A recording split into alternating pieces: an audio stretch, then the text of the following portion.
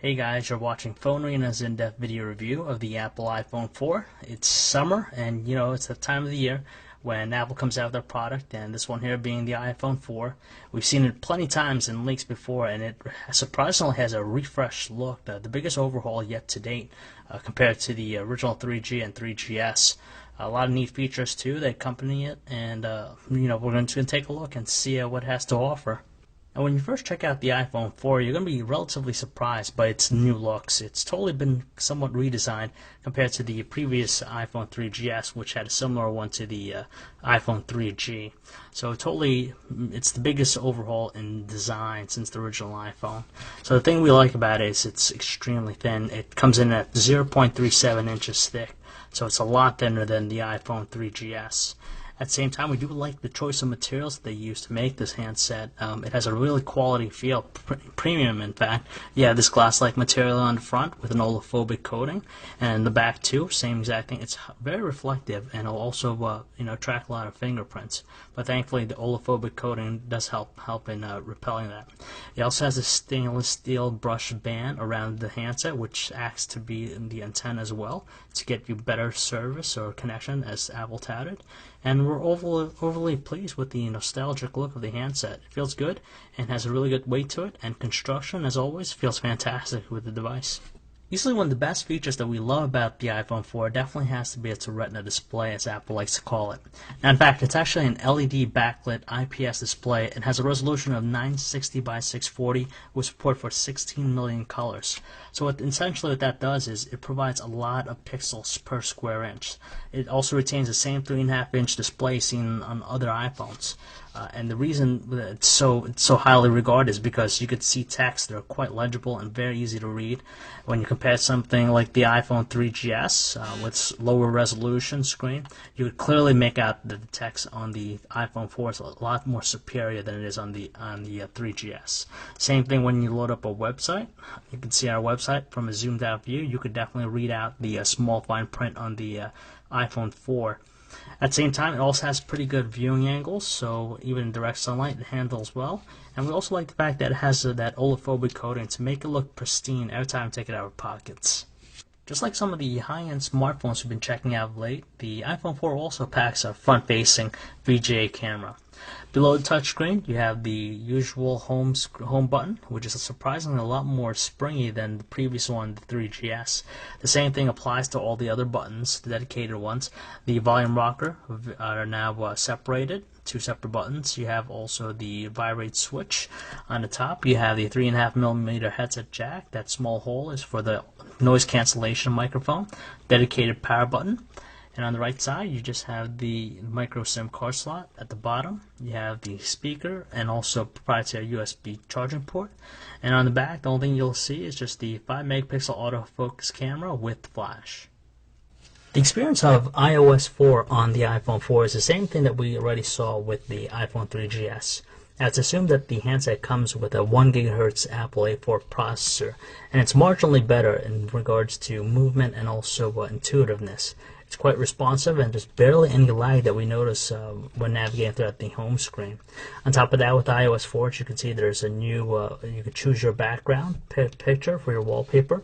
On top of that, there's also some multitasking elements enabled right now. And not all applications fully utilize it to its potential, but right now it just seems like more like a task or a quick menu bar to get you to different applications. As a whole, we do like the interface. The iOS 4 is just a refreshing new one compared to the original, and we're just happy to see that it still is quite peppy. There's no evidence of any lag, and it's a very easy platform to get adjusted to. Even to this day, the iPhone 4's on-screen QWERTY keyboard is probably the better ones out there for any touchscreen-enabled device.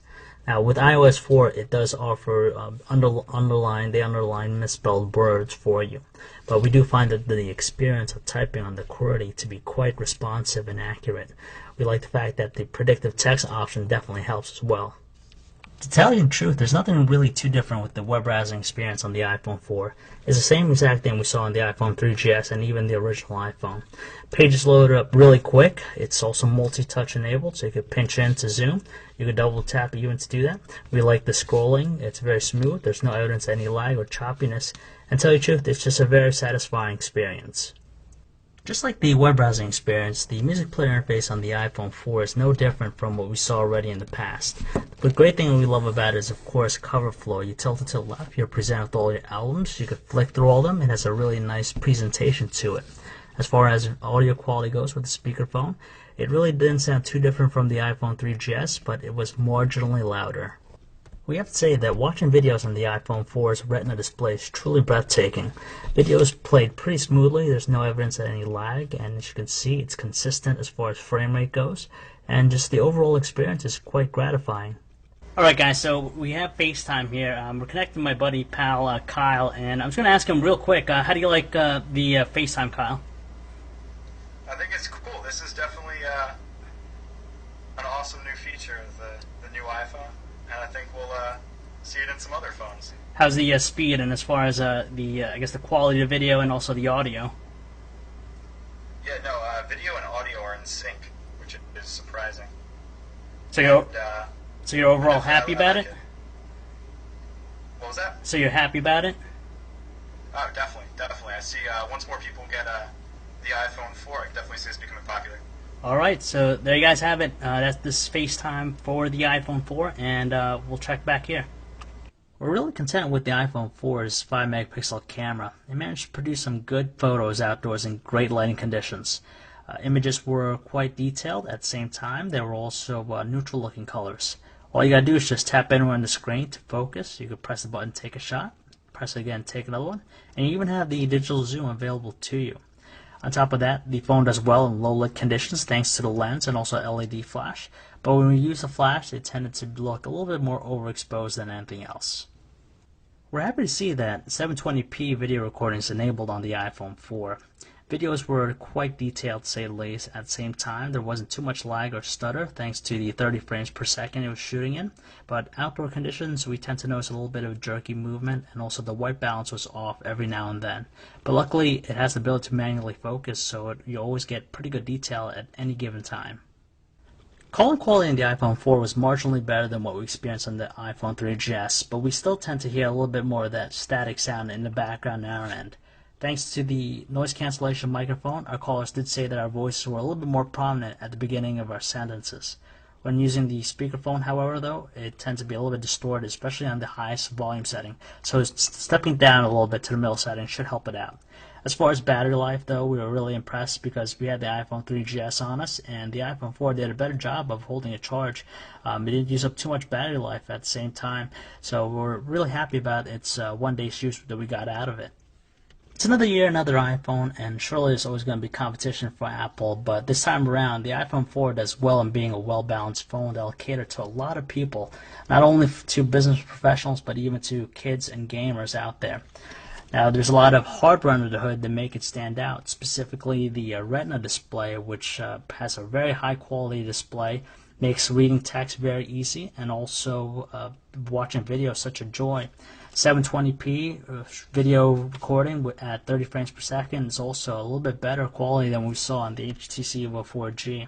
At the same time, we definitely like the nostalgic new look and premium feel and quality construction that we'd expect out of Apple. Unfortunately, there are some shortcomings. For example, the FaceTime's ability to only work under Wi-Fi, and also the issues that we saw with the reception on the iPhone 4 with the steel band around the stainless steel band. Aside from that, it's a very well-balanced device. It has a healthy ecosystem of apps and developers behind it to make the platform always evolving. It's a really intuitive, very easy to use, and as we said, it just appeals to a wide range of people out there. So if you'd like to learn more about this handset, or for all the latest cell phone reviews, news specs, and information, you can check us out at phonearena.com.